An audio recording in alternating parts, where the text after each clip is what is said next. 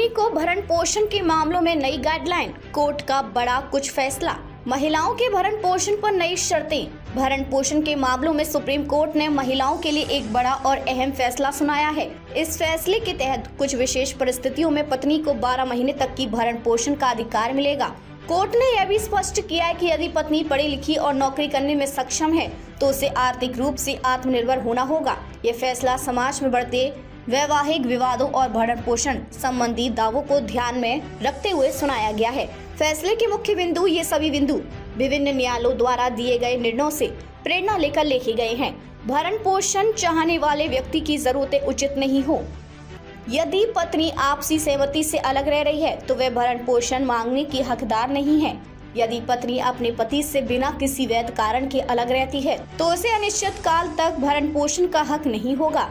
जो महिलाएं पतियों से अलग रह रही हैं, वे बिना किसी उचित कारण के, सुप्रीम कोर्ट ने एक महत्वपूर्ण फैसले में कहा है कि अगर किसी महिला के पास पति के साथ रहने से इनकार करने का कोई वैध और उचित कारण है तो उसे पति से भरण पोषण पाने का अधिकार दिया जा सकता है, भले ही उसने पति के साथ रहने के आदेश का पालन न किया हो। भरण पोषण का आदेश परिवर्तित या समाप्त किया जा सकता है यदि वह व्यक्ति जिसके पक्ष में धारा 25 के अधीन आदेश दिया गया है पुनः विवाह होता है, या यदि वह पक्ष पत्नी है तो वह वफादार नहीं रह जाती है। धर्म परिवर्तन या अवैध संबंध के मामलों में अगर पत्नी धर्म परिवर्तन करती है या किसी अन्य व्यक्ति के साथ अवैध संबंध में पाई जाती है तो उसे भरण पोषण का अधिकार नहीं मिलेगा।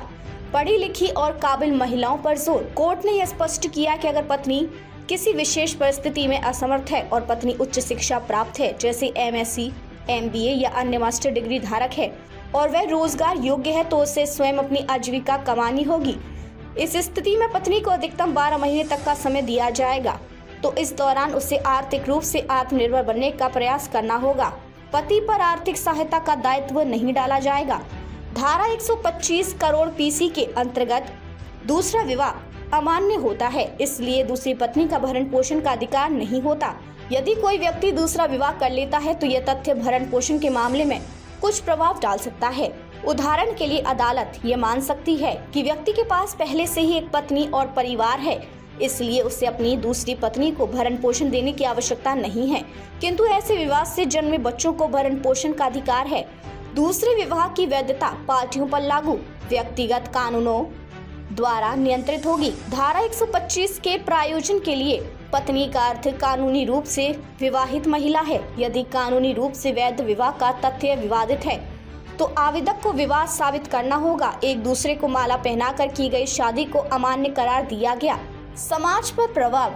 इस फैसले का उद्देश्य महिलाओं को आत्मनिर्भर बनाना है ताकि वे समाज में अपने अधिकारों के लिए खड़ी हो सके और पति पत्नी के बीच अनावश्यक कानूनी विवादों को रोका जा सके। हालांकि इसके विरोध में यह भी तर्क दिया जा सकता है कि कुछ महिलाएं वास्तव में रोजगार पाने में कठिनाई का सामना करती हैं।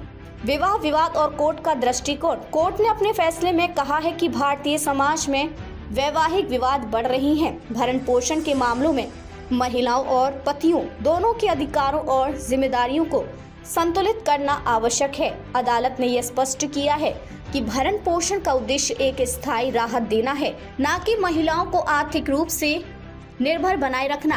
क्या कहते हैं विशेषज्ञ, वकील और सामाजिक कार्यकर्ताओं का मानना है कि यह फैसला महिलाओं को आत्मनिर्भरता के लिए प्रेरित करेगा, लेकिन साथ ही उन महिलाओं के लिए समस्याएं भी खड़ी कर सकता है जो रोजगार पाने में सक्षम नहीं है। इसके लिए कोर्ट ने मामले दर मामले निर्णय लेने की बात कही है। भविष्य के लिए संदेश। ये फैसला एक महत्वपूर्ण उदाहरण बन सकता है जो समाज को संदेश देता है कि महिलाओं को अपनी शिक्षा और कौशल का उपयोग करते हुए आत्मनिर्भर बनने की आवश्यकता है। कृपया ध्यान दें, ये जानकारी केवल सामान्य जानकारी के लिए है और इसे कानूनी सलाह के रूप में नहीं माना जाना चाहिए। कानूनी विशेषज्ञों से तथ्यों की जांच करें। इस फैसले पर आपकी क्या राय है? क्या ये महिलाओं के हक में है या उनके अधिकारों को सीमित करता है? हमें अपनी राय बताएं।